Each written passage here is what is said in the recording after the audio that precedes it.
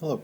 In this video we're going to be talking about the determinants of matrices. Now determinants are something we can use to find the inverse of a matrix, meaning something that we could take times the inverse to get the identity matrix.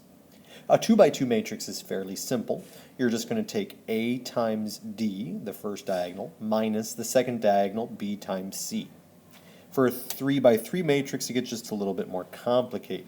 So if we talk about like we're looking at this formula here and it's like, oh my goodness, that's just a jumble of letters. So if we focus on A, so the very first thing is A, and we block out the first column and first row, we have another like a little 2 by 2 there that we can just take the same determinant that we did in the first, the E times I minus F times H. And so that's why we have A times E to I minus FH. Now if I get rid of that, and we focus on B instead, so here's B, and we get rid of the first row and the column that B is in as well.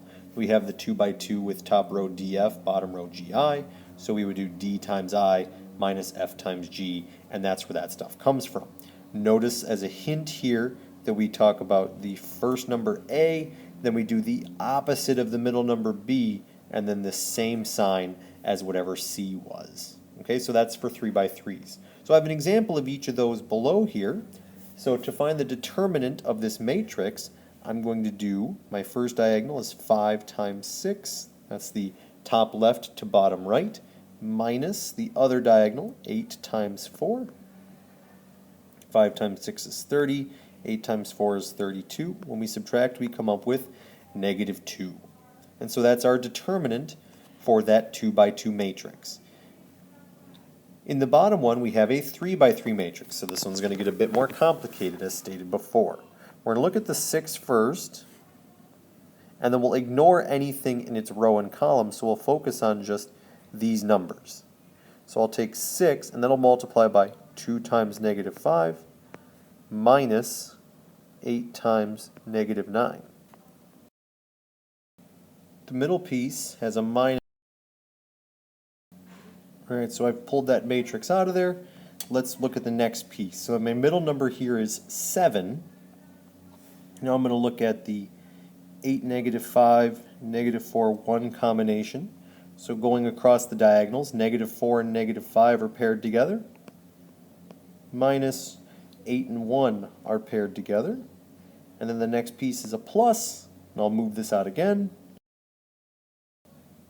And so let's look at the last part.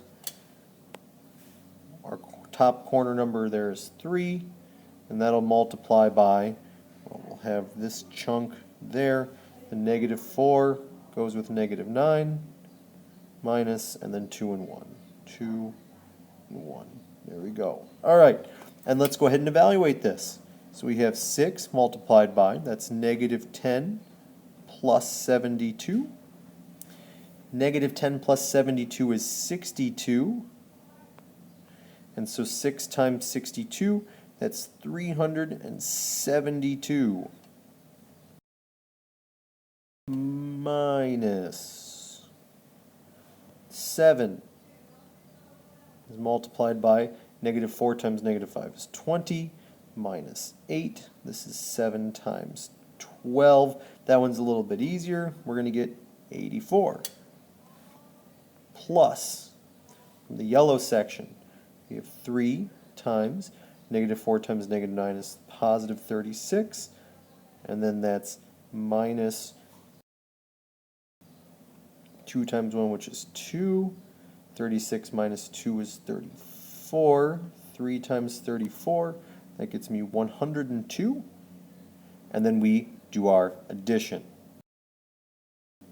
Let's see, if I take 84 away from 102, that gets me 18.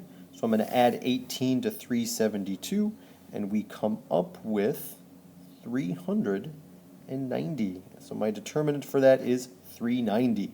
Okay, so that's how determinants work. We'll do more on this in class. For now, we are done.